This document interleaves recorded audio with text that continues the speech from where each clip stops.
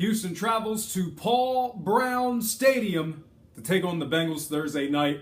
Welcome to the show. My name is Brock Page, and I have a diverse portfolio of trying to predict the outcomes of things I have absolutely no control of. The betting opened up with the Bengals as the 3-point favorites, and the total at an even 38 points. Since the betting opened up, however, we've seen most of the early money come pouring in on the Bengals to get the job done. Right now, Cincinnati's -6 against the spread, with the total remaining at an even 38 points. Currently, the Bengals are the moneyline favorites at 278, and at the moment, 54% of the money's now on Houston to get the job done. Both squads are 0-1 against the spread overall in their season openers. Both teams combined for 7 points between the two of them in Week 1, since he failed to cover that game as the official home favorite. That said, this Houston squad just committed to a rookie quarterback this week, and although it seems like it gives them their best chance to win, I just don't know if this Houston defense is good enough to keep these guys in games. All told, the case for the Bengals can certainly be made. But before I go ahead and select the winner, let's touch on the over-under real quick.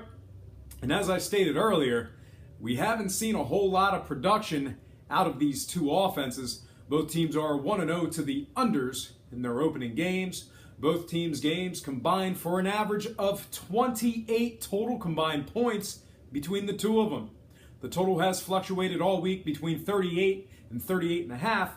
We should see a closing number right around there. And with all that in mind, the case for the under can certainly be made. And that's exactly what I'm going to do. Give me the under 38 points in this one. And when it comes to selecting a winner, I got to give it to Dalton and the home team. This is going to be a real ugly, sloppy game. Give me Cincy -6 and winning it outright for some moneyline cash. I'm predicting a final score of 17-10 Cincinnati. Next game, Cleveland at Baltimore. The betting opened up with the Ravens as the 7.5-point favorites, and the total at an even 41. At the moment, we're still sitting at Baltimore -7.5 against the spread, but the total has moved downward to just 39.5 points. Currently, the Ravens are the moneyline favorites at 360, and at the moment, just 40% of the money is on the Browns to get the job done. Speaking of the Browns, they did have a successful cover against the Steelers in Week 1. That said, they're going up against a Baltimore team who absolutely decimated the Bengals last week. That drubbing of Cincy in Week 1 puts Baltimore at 1-0 against the spread overall. I think the case for the Ravens can certainly be made in this one. But before I go ahead and select the winner, let's take a look at the totals. Both teams are 1-0 to the unders following opening week. In addition, both teams' offenses combined for an average of 19 points between the two of them. Both teams' games collectively averaged 30 total combined points collectively. And that said, Vegas has to make some money, and the betting public has to lose every once in a while. With that in mind, I'm going against the numbers and the bettors when it comes to the total. I'm going to pay a little juice and buy the hook here. Give me the over 39 in this one. And when it comes to selecting a winner, no mistake who I'm going with here. The Browns still have lots of work to do. I'm going to pay a little juice and purchase the hook here as well. Give me Baltimore -7 and winning it outright for some moneyline cash. I'm liking a final score of 24-16 Ravens. Next contest, Buffalo at Carolina. The Panthers opened up -8 and the total at 42. Since the betting opened up, however, we've seen a good amount of that early money come in on the Bills to get the job done. We've got some believers up there in Buffalo. Right now, the Panthers are -6.5 against the spread, with the total moving upward to an even 43. Currently, Carolina is still the 3-1 moneyline favorites, and at the moment, 59% of the money is back on Carolina. So look for that number to move closer to the original opening line. If you're a Carolina bettor in this one, act quickly. And if you're a Buffalo bettor, be patient, because you will most likely see this line get back to 7, 7.5, maybe even 8. And speaking of the Buffalo Bills, they are going up against a Carolina squad who thoroughly dismantled their Week 1 opponents on the road. That's going to put the Panthers at 1-0 overall against the number, as well as 1-0 as the favorite. It looks like we are seeing the Carolina of 2015, and I really think they keep the momentum going at home in this spot here. All told, the case for Carolina can certainly be made. But before I go ahead and select an official winner in this one, let's take a look at the scoring real quick.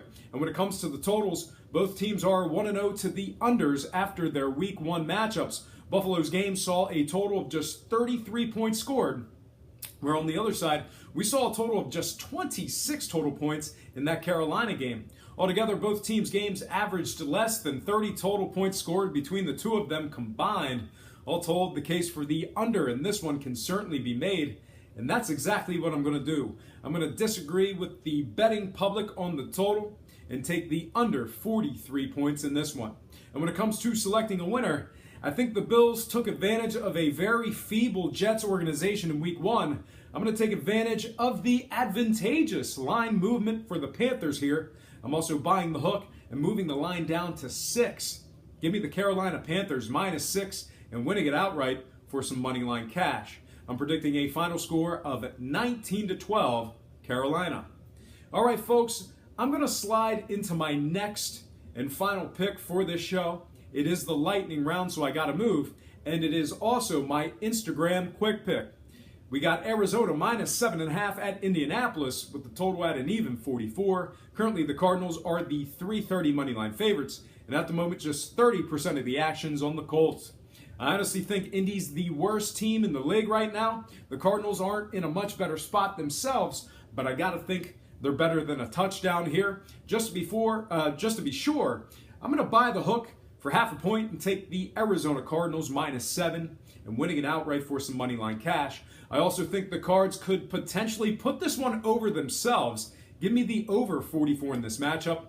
I'm predicting a final score, ready for it, of 45-10 Arizona. Wow, that's just a terrible pick. But anyway, folks, that is going to do it for me. But before I get out of here, I have to remind you that I am not a sports betting expert, nor do I implore you to take any of my picks. A wise man once said, good ain't free, and free ain't good. If for some reason you decide to use the free information on this program, you're utilizing it at your own discretion. Most importantly, if you're betting any of these games, do it safe, do it responsibly, and most important, have fun. For Brock Page Productions, I'm Brock Page.